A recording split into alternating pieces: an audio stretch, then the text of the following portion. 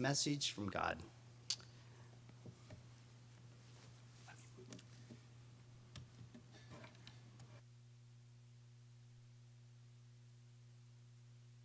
Let's turn this on. Can you guys hear me?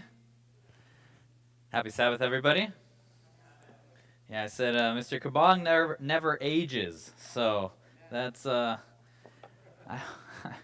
I hope to age that way too. Let's see when it pops up on the screen. Okay. How many of you guys have teenage children in this room? Okay, a couple of you guys. How many of you guys have had teenage children at one point? Okay, well, God bless you guys. All right, I have teenage siblings, both 16 years old. And I remember when I was 16, I was, as he said, a rambunctious youth. I was very strong-willed and put up a lot of opposition with my parents. Okay? Now I am going through that with my particularly brother. Okay? Particularly my brother. This isn't my brother, but one thing that we kept talking about is he keeps dying for independence, as we all do at that age. He says, I'm going to go do what I want, especially when I get a car. Okay, when I get a car, I'm just going to go out, I'm going to go have fun or whatnot. And I told him, I used to say the same things and wait till you try to do that with mom. But one thing he ended up telling me, he's like, Manny, well, if I pay for my car, I'm just going to pay for my car. I'm going to buy it, and sure, I'll work occasionally, to pay for my gas. And I ended up telling him, Matthew, I think you're forgetting something. You're going to have a lot of expenses with the car. You're going to have to fix it up. You're going to have to do this. He's like, yeah, I know. I was like, no, I don't think you understand. The most expensive thing that you're going to have is your insurance. He was like, what? Like, what do you mean? What's that? Like, okay, well, you think the expenses are only buying the car and paying for the gas and maintaining it? No, Matthew, you need to pay for insurance. And he said, what's the point of that? What's the point of having insurance? I was like, I guess let's talk about that.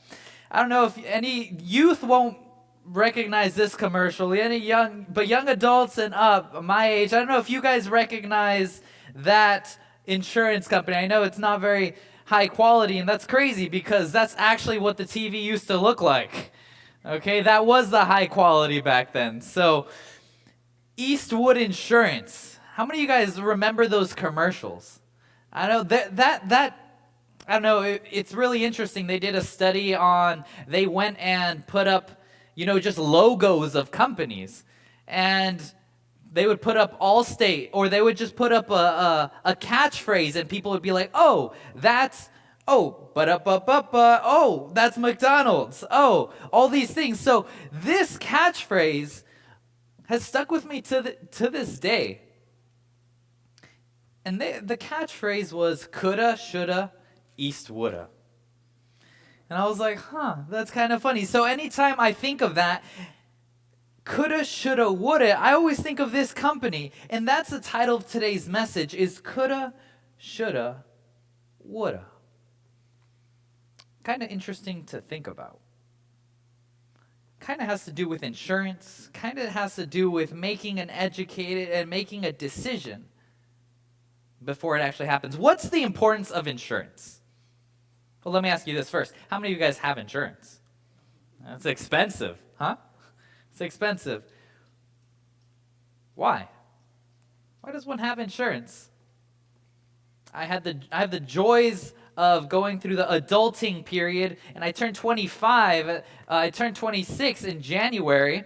Okay, and as soon as I turned 26, they said, happy birthday, here's your health insurance packet. And I was like, what?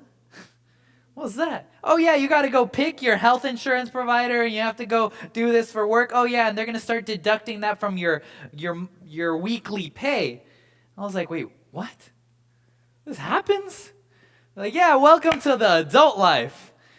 And I was so distraught. I'm like, what? I'm young, I'm healthy, like I never get sick. I don't even remember the last time I was sick. Like, what's the point of this insurance? So now I'm going to ask you guys. You guys have insurance. Why insurance?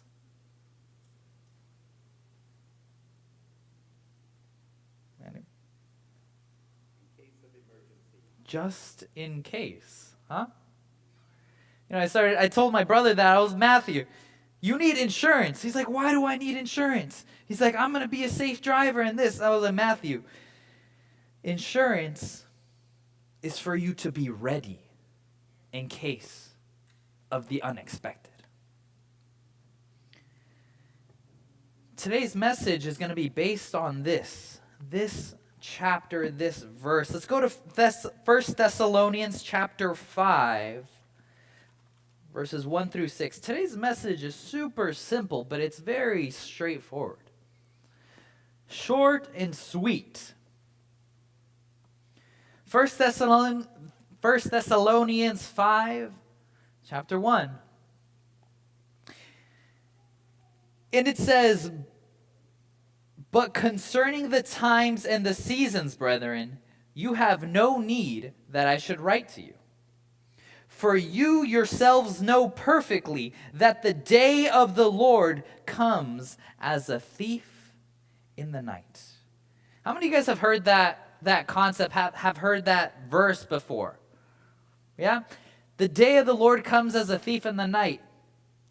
Side note, a lot of people use this to say that the Lord comes as a thief in the night, and uses that to argue saying that the Lord is going to come in and swoop and rapture us and run away. No, it says the day of the Lord.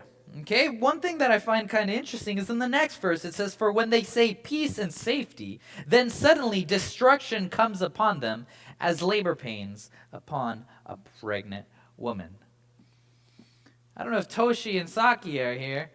Okay, I think they stepped out. But how many of you guys have...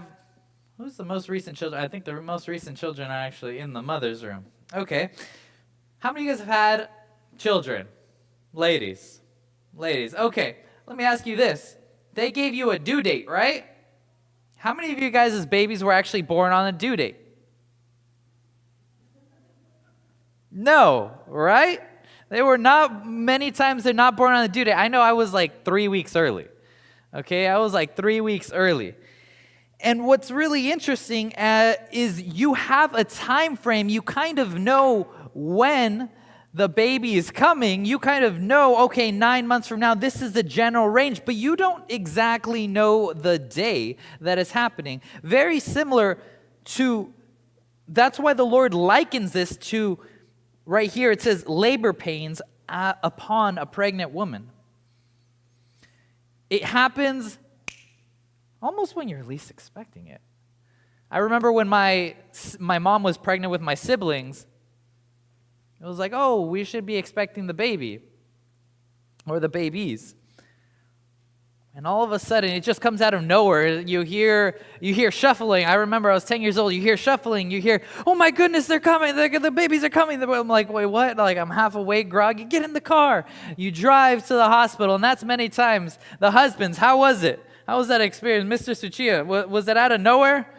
You're just shocked. I can just imagine Miss Suchiya just grabbing you, driving. All right. This is exactly the same scenario here. It comes out of nowhere. Verse 4, it says, but you, brethren, you are not of darkness, so that this day should overtake you.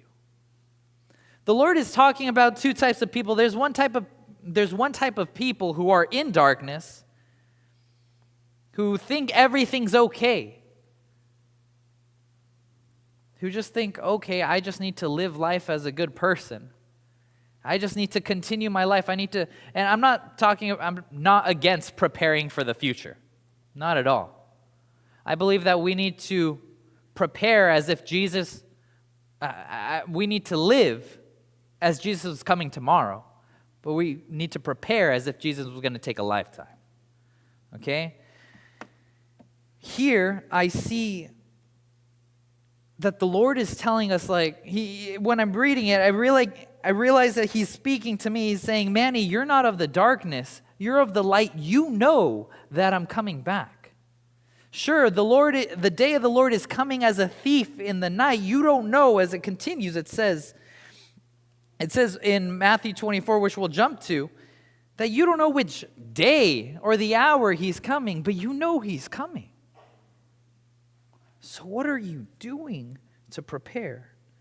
Verse 5 says, you are all sons of the light and sons of the day. We are not of the night nor of the darkness. Therefore, let us not sleep as others do, but let us watch and be sober. I'm going to bring it around at the end to talk about what this has to do with insurance. Right here, we're going to two places in the Bible. We're going to have a story. We're going to make the point. Let's go to Matthew 24. Matthew chapter 24. And we know that this is kind of typically the chapter where it's talking about the last day events. But we're going to be jumping down towards the end. Matthew 24, verses 32 through 42. Okay? It says, now learn this parable from the fig tree. When its branch has already become tender, it puts forth leaves, and you know that it is summer. So you also know when all these things, you know that it is near, at the doors. Did anybody else grow up outside of Silicon Valley? Or maybe grew up in this area a long time ago, and when it used to be a lot more fields and not just all industrial? Yeah? I was Bible working, actually, in Central Valley, 2018. Okay, I was Bible working in the Central Valley, and one thing is interesting, is here in the Bay Area, I grew up in the Bay Area, and I don't think we really have seasons. You know, we don't have seasons out here. And for the people who grew up in other places, over here in the Bay Area, everything looks the same all the time. Whatever day of the year. Sure, our sweater weather is like winter. You know, we put on a sweater and we're okay for the day. You go to other places, I think the first time I went to the East Coast, my jaw dropped because I was like, it's summer and it's not yellow. You know, like I thought everywhere was yellow during the summer. And then I found out I was very wrong. But when I was working in the Central Valley, it happens around March, April, as you're driving down that 99 or the 5, and you look to the side and you start to see white. You start to see these trees start to blossom. Okay, you start to see you see the transformations because you're driving up and down the freeway, driving up and down these small little back roads, farming roads or whatnot, and you see the transition. You see it from winter, January and February, where everything is bare, and then towards the end of February, it starts to kind of get a hint of green. Okay, hint of green, then it starts to turn green, then it starts to turn white, and then you see the transition. And here, it's likened to the parable of a fig tree. You start to see the transition. You start to see the change in the times. You start to see the change in the people. I don't know about you guys. I mean, I only have short 26 years on this earth. But I feel like in these 26 years, there has been a very big change in the people since I was a child. There's been a very big change in the movies and the TV that's been on screen. There's very big change in the messages that the culture is pushing. And I can see it just within the past 15 years. I can just imagine how much it's changed since the 60s and the 70s and the 80s. The transition. Here it continues. It says, assuredly, verse 34, I say to you, this generation will by no means pass away till these things have taken place. Heaven and earth will pass away, but my words will by no means pass away. In verse 36, it says, "But of that day and hour no one knows, not even the angels of heaven, but my Father only." And he likens it to the days of Noah. "But as in the days of Noah were, so will be the coming of the Son of Man. For as in the days before the flood, they were eating and drinking, marrying and given in marriage, and until the day that Noah entered the ark, and did not know until the flood came and took them all away. So will also be the coming of the Son of Man." Church family, when we look at this, as a young person, it's really easy for me to just sit back and be like, well, I got my whole life. I got my whole life ahead of me. I got things I want to do. I got things I want to accomplish. But I had a really big wake-up call. Really big, interesting, dynamic perspective shift. And it's actually related to verses 43 and verses 44. I'm going to jump down there. And it says this, "But know this, that if the master of the house had known what hour the thief would come, he would have watched and allowed his house, not allowed his house to be broken into. Therefore, you also be ready, for the Son of Man is coming at an hour you do not expect." This last story wraps it all up. I'm going to show you guys a video. Okay? I'm going to show you guys a video. And I think it'll press play right here. Right here. It is 2:46 a.m. And I am watching my own company's work trucks be driven off the lot. Okay? Someone pops the lock, breaks into our business, drives our trucks right through our gates. And we, in the morning, end up showing up at the shop as if nothing had happened. We didn't know. We didn't expect anything. We're at our meeting, 7 a.m. meeting, and all of a sudden, one of our managers runs in, and he says, "Everyone, check your trucks." And everyone scatters. Everybody runs. And we get a roll call of all the trucks that are there. And we find that 4 whole trucks are missing. 4 whole trucks are missing. Sure, yes, we've had break-ins in the past. We've had people try to steal stuff while we're in the field doing work or whatnot. But we've never had anybody break into our building facility, go in, break into our trucks, break the ignition, and drive off with our vehicles. I'm not even going to show the picture of what some of the vehicles look like after. Completely trashed and destroyed. One of them, it was crazy. I don't know what they were trying to do, but the interior of the cabin, every single thing was ripped apart, shredded. And it was really an eye-opening experience. Coming in, having to deal with that, having to deal with the investigation and detectives. And one thing I ask myself is, what could I have done to have been ready? What's really interesting is I take it back a couple of months. This was in March. I brought it up to the company. I said, "Hey, I really think we need to upgrade our security system. Okay? I really think we need to upgrade our cameras, our camera system, our whole system. I really think we should." They're like, "Okay, Manny, we'll go get a quote." Okay, cool. I set up the appointment, speak with the security expert or whatnot. They give me an estimate $10,000. Oh man, that's kind of, I don't know how I'm going to bring that up to the meeting. It's, let's just go, here's $10,000 to redo our whole security system. And everybody was like, okay. Well, March, April were kind of slow months.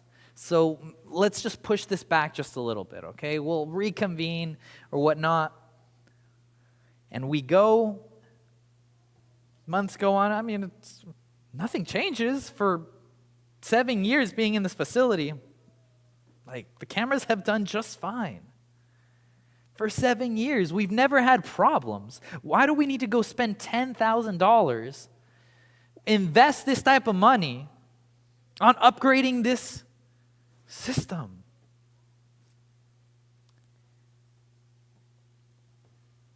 Really, this verse really came to life after that. Now we're going to read this verse again with this in context. But know this, that if EJ Plumbing or Manny, the manager of the home, had known the hour that the thief would have come, would I have been there at 2 a.m.? Would I have been at my shop at 2 a.m. if I knew that he was coming? You best believe I would have. You best believe I would have been waiting there with like 10 of our guys. Okay? And I would have watched and not allowed my company to be broken into. Therefore, you also be ready, for the Son of Man is coming at an hour you do not expect. When I saw this, when I read this verse after, I was like, wow. This brings it to life now. This brings it to life now. I could have, I should have, and I would have. $10,000 of investment versus $100,000+ lost. When I really think about it, at the end of the day, is $10,000 a lot of money? Yes. Yes, it is. But at what cost? So much more was lost.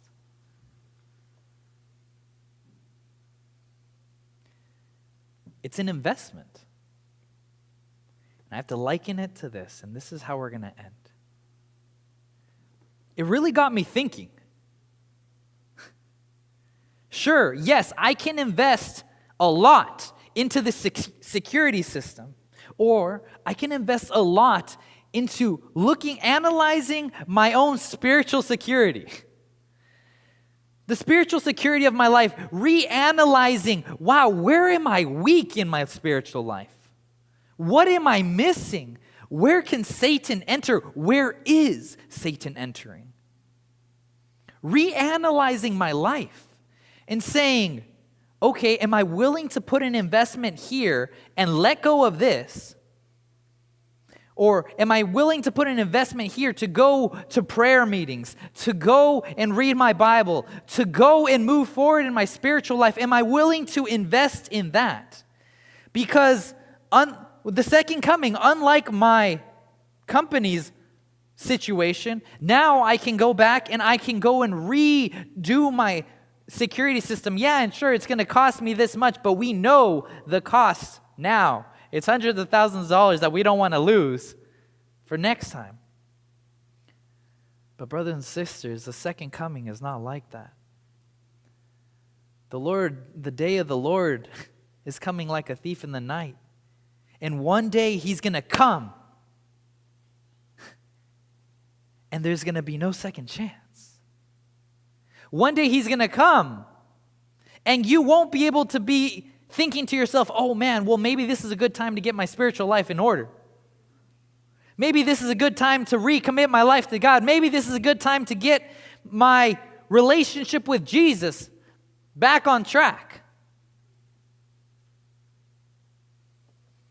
Brothers and sisters, it got me thinking.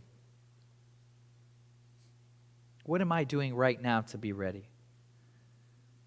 3 months ago, if somebody would have told me, Manny, your shop's going to be broken into, I would have bought the best security system and set it all up to be ready. But today, someone is saying, church family, Jesus is coming. Are you ready? Are you ready? Although we see the signs of the times, although we see all these changes happening, are we ready? Have we made that investment in our spiritual life, in our spiritual security? Have you made that investment into Jesus? This is something that only you can answer, something that only you can think about and truly know on the inside of your life. And I challenge you guys. I want to be ready. And I want you guys to be too. So this week, today, this afternoon, go spend some time. I had the security system guy come and give me an estimate. He showed me, he's like, these are all your weak points. This is where we need to focus on. Go take analysis of your life and say, oh wow, where are my weak points? Where am I lacking? And let me invest in that area too, so that I can be ready for when Jesus returns. Lord in heaven, I just pray right now that we might be honest with ourselves and ask ourselves if we're truly ready. Please, help us to be ready. Help us to be honest with ourselves. And I pray that we might be willing to invest everything so that we can have eternity with you.